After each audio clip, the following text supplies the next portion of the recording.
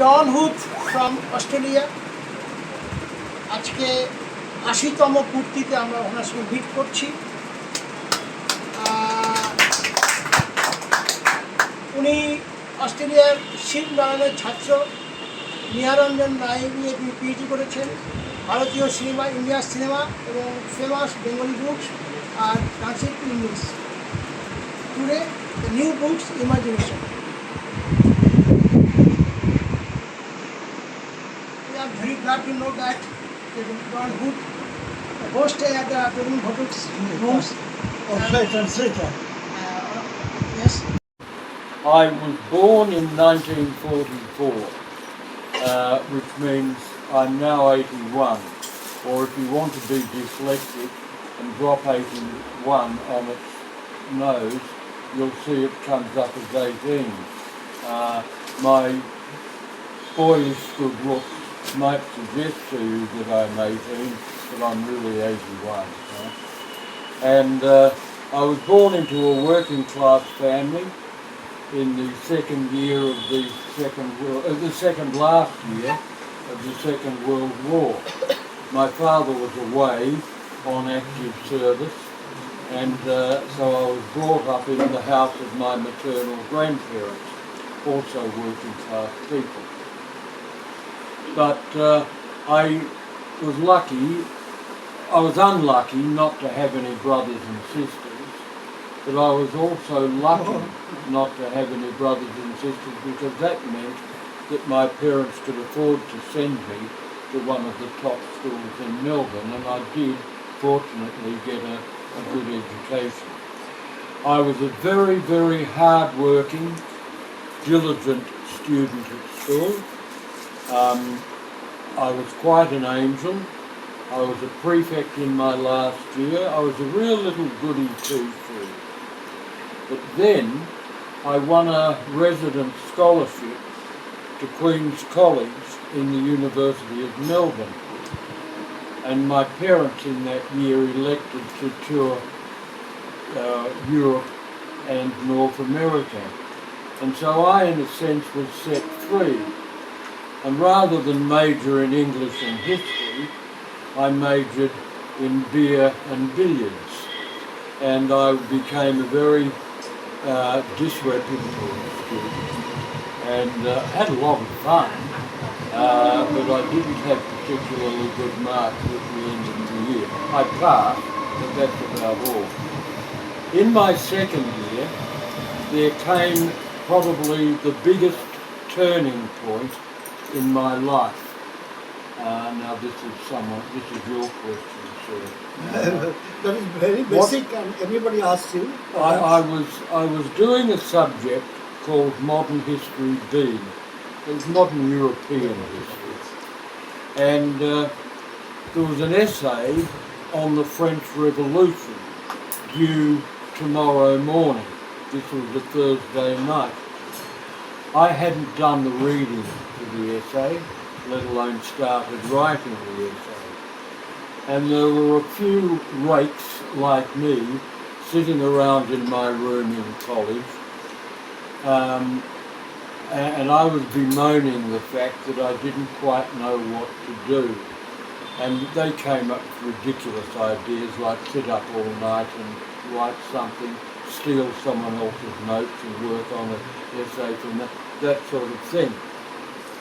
And then one of them came up with a brilliant idea. He said, why don't you drop the subject? It's early enough in the year for you to do this. In fact, you've got until May. This was April. Drop the subject and take up another. That is a brilliant idea. So I said, what subject do you think I should do? He said, oh, I don't know. He reached up to the bookshelf and pulled down the Arts Faculty Handbook that has a detailed description of every subject offered by the Arts Faculty in the University of Melbourne. And he said, look, shut your eyes, open up a page and put your finger on a subject and do that subject. I thought that seemed quite exciting. It was like John's adventures, gone with Alice into Wonderland, as it were. So I did. I took the book and I opened up. All the time I was earnestly praying, please God, don't let it be economics. Please God, don't let it be economics. And I put my finger on, not economics, Indian Studies Part 1. Now that is a true story. It's not embellished in any way at all. All of those events happened and more that I've probably forgotten. But that's how I came to, that's how my interest in India started. That interest, Which year? 1964. Oh, wonderful. That interest soon became a passion. And did you read any book of the English writer from India? We all had a thoroughly Western education. That was Australia in those days. Asia more or less didn't exist, and Africa was on another planet.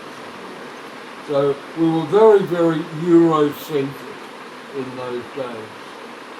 I knew, I confess here and now, I knew almost nothing about India. I knew two, possibly three things. The two things I knew was that India had a man, dear lovable old man called Mahatma Gandhi, who drove mass movements towards the British Imperium. And the Prime Minister of the day was Mr. Nehru. No way I could pronounce his first name. I can now, more or less, but I couldn't then. And I don't remember whether this is exactly true or not. I don't think I'd seen my first Satyajit Ray film yet in 1964. I think it might have come a little bit later. But if I had seen it, then I'd heard of three Indians, Gandhi, Nehru and Rai. Satyajit. Yeah. But I had to confess, and whoever knows me even moderately well will be amazed at this, I'd never even heard of Tagore. Total 25টা বই লিখেছেন বাংলা সাহিত্য থেকে Indian film নিয়ে। In those days, Orient Longman used to, with their audited accounts, telling you how many books had been sold and what the royalty rate was and how much they're paying me and so on. They also gave sort of a look across the world and what percentage of the total number in an edition. Now, they used to do, if I remember rightly, in those days, Orient Longman would do a first treat run of 1,100. So, let's say 10% of them are published, are sold in London, 23% in New York, like that. The greatest percentage of that first print run of History of the Bengali People was sold not in Sampriti, but in Kolkata, in West Bengal. And I thought that was utterly amazing that Bengalis, who can read Bengali better than anybody can, and the original work is an utterly beautiful piece of literature. It's not just a first hit, but it's a beautiful piece of literature. Why would you want to read some Australian's translation of it into English? But I've never been able to get an answer to that, so we'll let that one slip and just be amused at that, and grateful to the Bengalis for buying my translation of what really should have been their book.